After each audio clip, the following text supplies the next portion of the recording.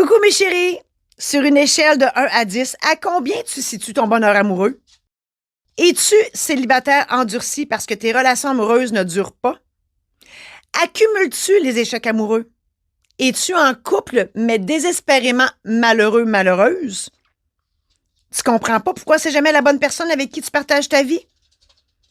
Tu te ramasses toujours avec le même genre de personne? T'es écœuré de souffrir?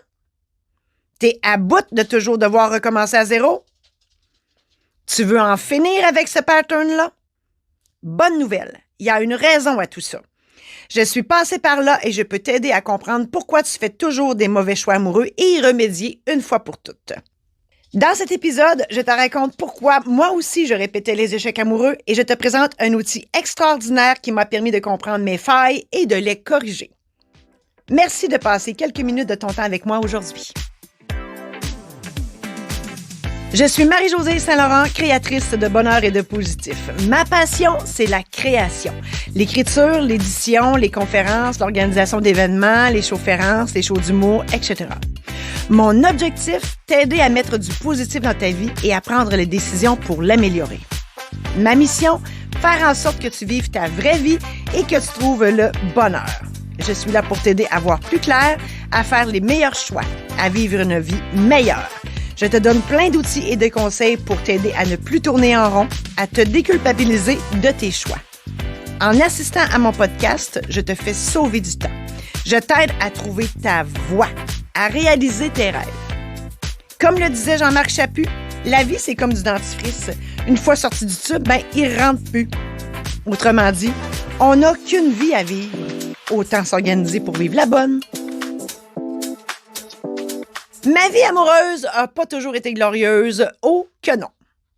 Entre 20 ans et 45 ans, j'ai eu des relations amoureuses, pas 50, là, j'en ai eu quelques-unes, qui ont duré 4, 5, 6 ou 7 ans et qui se sont toutes très mal terminées. À 45 ans, je suis divorcée parce que j'ai pas marié le bon gars. C'était dur à oublier. Non, pas le gars, non. Le gars, le lendemain, je l'avais oublié. Mais le divorce, oh mon Dieu, quel échec. Moi, de la misère avec les échecs. Puis là, je me suis dit, mon Dieu, ça m'a pris 6 mois à encaisser l'échec du divorce. Et j'ai fait un constat à ce moment-là. Je me suis dit, coudonc, c'est-tu tous eux autres, les gars qui sont passés dans ma vie, qui étaient le problème, ou si c'est moi? Et là, j'en suis venue à la conclusion que c'était moi qui étais à l'envers dans le one-way, là. C'est moi qui avais un problème, pas eux autres. Dans le fond, je voulais, oui, connaître le grand amour puis vivre avec toute ma vie. Mais là, il fallait que je fasse quelque chose, là. Et donc, j'ai engagé une coach de vie et parallèlement à ça, je me suis mis à lire le livre « La guérison des 5 blessures » de Lise Bourbeau. Donc là, je vous le donne en 1000. Je vous donne un truc. Il y a 2 livres. Il y a les 5 blessures et l'autre livre, La guérison des 5 blessures. Je vous dirais de sauter tout de suite au deuxième, La guérison des 5 blessures, parce qu'il réexplique les blessures dedans. Donc, vous sauvez du temps. Et c'est quoi les blessures intérieures? Il y en a 5. Il y a l'abandon, le rejet, l'humiliation, l'injustice, la trahison. Et tout ça se passe entre 0 et 6 ans. Et c'est en lien avec nos parents. Puis là, on ne pitche pas de roche à personne. Là. Non. C'est pas la faute de nos parents. Ils peuvent juste pas nous donner ce qu'ils ont pas reçu. OK? Puis il faut leur pardonner. Là. Comme je vous dis, c'est pas de leur faute. Il faut leur pardonner. Et suite à cette lecture-là, moi, j'ai découvert que la blessure... Puis là, on comprend qu'il y a des degrés là-dedans, OK? On n'est pas tous à 212 de blessures, là. Il y a des degrés, mais on a tous des blessures intérieures, comme je vous dis, à différents degrés, avec le père, la mère, avec les deux, ou bon, vous comprenez le truc. Et moi, j'ai découvert qu'à 2 ans, j'ai eu une grosse bronchite, puis à 2 ans, j'étais hospitalisée. En dessous d'une toile d'oxygène, là, une tente d'oxygène, puis je pouvais pas sortir de là. Et à 2 ans, tu comprends nécessairement pas tout. Et mon père, il est rentré dans la chambre, puis ma mère était incapable de rentrer. Et mon père, il est rentré, puis moi, je m'en rappelle. Le pire, c'est que je m'en rappelle.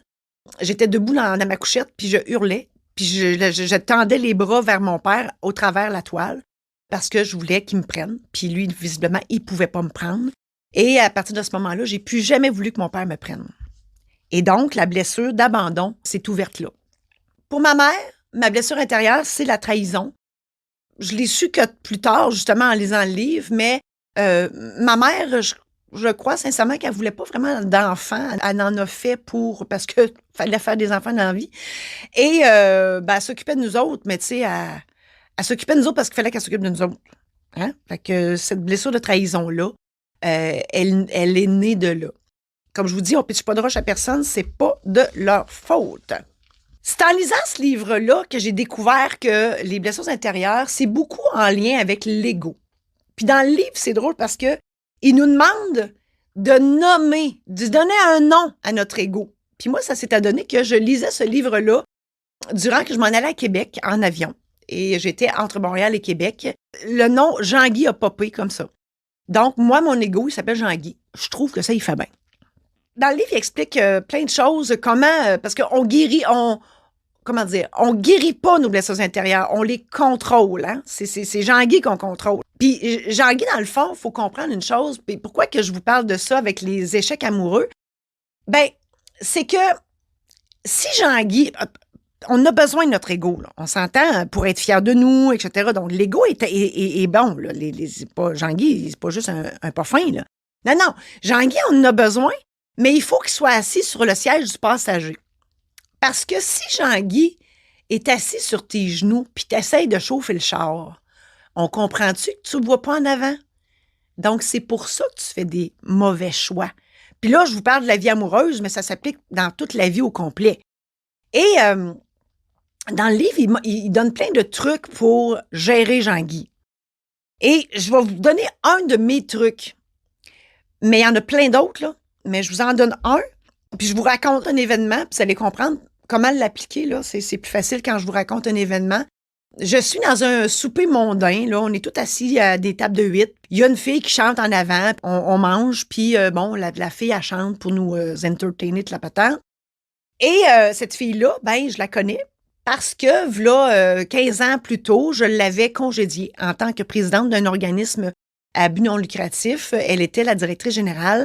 Pour faire une histoire courte, elle évaluait les employés avec le jeu Les dés de la destinée. Je trouvais que c'était pas approprié et le conseil d'administration non plus. Tu sais, c'est pas même si elle avait pris Ouija, là. Hein, on s'entend que c'était pas d'adon. Et donc, je l'avais congédiée pour ces raisons-là.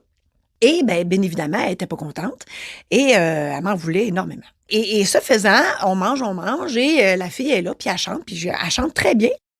Puis là, j'ai envie d'aller lui dire. Waouh, tu chantes super bien, blablabla. Et là, je me suis demandé, si je vais lui la féliciter, qui ça paye? OK, c'est là le truc. Qui ça paye? Donc, ça paye-tu elle? Ça paye-tu moi? Ça paye-tu surtout Jean-Guy? Et la réponse, c'est que ça paye aucunement moi. Moi, ça me donne absolument rien d'aller la féliciter. Jean-Guy, lui, est bien content, puis elle aussi. Donc, si ça ne me paye pas, j'agis pas. Donc, je suis restée assise. Et ça, je l'applique partout. Puis des fois, puis l'idée, c'est d'être consciente là, que c'est Jean-Guy qui mène notre barque. Parce que des fois, j'y vais. OK? Mais en conscientisant, puis là, je parle à mon Jean-Guy. Je dis, Jean-Guy, je vais y aller, là. Mais je vais y aller la féliciter. Mais je te dis, je le fais juste pour toi. Je suis consciente que ça me paye pas, moi, pas en tout. Mais, tu sais, j'ose avec. Puis là, je suis pas schizophrène, là. Hein? Donc, ça, c'est un bel exercice, puis je l'applique 25 fois par jour. Parce que oui, Jean-Guy est très actif. Et c'est juste un exercice, puis ça devient naturel à un moment donné. Et tout ça pour dire que ce livre-là a changé carrément ma vie.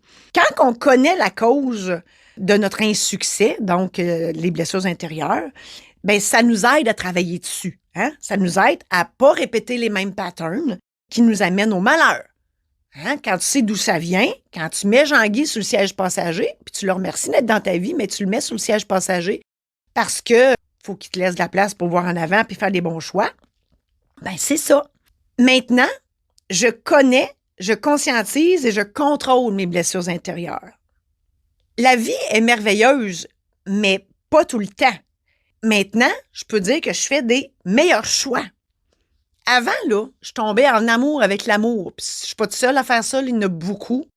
On tombe en amour avec l'amour. Mais on n'est pas en amour avec la personne. Mais, avec les années et avec l'application de ces exercices-là, Ben, je suis maintenant en couple avec Jean-François, que j'aime profondément. On est même fiancés. Et je vous dirais que, un autre truc que je vous donne, l'amour, là, l'équation de l'amour, c'est 1 + 1 = 3. Je m'explique, parce que ça mérite explication, n'est-ce pas? La somme des deux doit faire plus que les deux. Hein? Si toi, t'es bien tout seul ou toute seule, puis que l'autre est bien tout seul ou toute seule, ben quand vous êtes ensemble, si ça fait juste 2, ça donne quoi d'être avec? Moi, je dis souvent, la vie est plus facile à affronter à 2. Mais si ça fait juste 2, pourquoi on est ensemble? Il faut que ça donne 3. Je vous dis pas qu'il faut que ça soit des feux d'artifice tout le temps, tous les jours. Non, mais au moins que ça fasse un plus. Faut que ça fasse un plus être en couple. Et souvent, ça fait, avec le temps, ça fait des moins. Hein? Si vous êtes rendu à -50 dans votre relation amoureuse, va-t'en, là. Va-t'en, je t'en supplie, va-t'en. Parce que t'es pas à bonne place. Hein? Qui ça paye? Ça fait juste payer Jean-Guy, là. Hein? Donc, tu as 3 options. La première option, c'est de lire le livre puis rien faire avec. La deuxième option, c'est de le lire, le comprendre, puis t'arrêter là. La troisième option, c'est de le lire, de le comprendre et surtout de l'appliquer. Moi, je connais une fille qui a, en même temps que moi, qui a lu le livre. C'est d'ailleurs elle qui me l'avait proposé. Puis elle a des blessures intérieures encore plus grandes que les miennes, mais elle est encore au même point aujourd'hui. Parce qu'elle ne l'a pas appliqué, le fameux livre. Si ta relation de couple ne coule pas comme l'eau sur le dos d'un canard, va-t'en. Il y a juste quelque chose de mieux qui t'attend ailleurs. Puis je te dirais aussi, si, mettons, là, tu te fais domper, là, ben, dis merci à cette personne-là qui t'a dompé là. Parce que ça veut dire qu'il y a quelque chose de mieux pour toi. Imagine-toi en amour par-dessus la tête avec la personne de tes rêves. Le mariage, la belle vie, les enfants peut-être, toute la patente. Pour arriver à ça, là, ben, premièrement, il faut que tu admettes que tu as un problème. C'est ce que j'ai fait à 45 ans suite au divorce. J'ai admis qu'il y avait un problème là. Il faut que tu admettes que tu as un problème puis que tu répètes toujours les mêmes patterns parce que ton ego il est assis sur tes genoux. Faut que tu le règles, ce problème-là. Hein? Le constater, c'est une chose, mais il faut aussi le régler. Puis on le règle comment? Ben, on le règle en lisant, en comprenant, puis en appliquant le livre. Puis c'est là que tu vas avoir des succès en amour parce que tu vas comprendre d'où ça vient, ces patterns-là. Je t'ai parlé de ta difficulté à trouver la perle rare en amour. Je t'ai raconté mon histoire. Je t'ai partagé le livre « La guérison des 5 blessures ». Utilise l'exercice que je t'ai mentionné comme il faut. Puis je suis persuadée que tu trouveras le grand amour dans le détour. J'espère sincèrement que ça t'a aidé. Et je te souhaite bonne chance pour la suite. T'as aimé cet épisode? Pour ne rien manquer, abonne-toi maintenant et tu seras avisé lorsqu'un nouvel épisode sera diffusé. Aussi, partage-la à tes amis pour qu'eux aussi puissent en bénéficier. Adhère au groupe Facebook Illumine ta vie où je t'offre du contenu exclusif qui fera, je l'espère, une différence dans ta vie. Pour assister à un webinaire sur les blessures intérieures et en savoir plus sur la façon de dompter ton Jean-Guy, contacte-moi au info@marijosésaint-laurent.com. J'espère sincèrement que tout ça t'a aidé.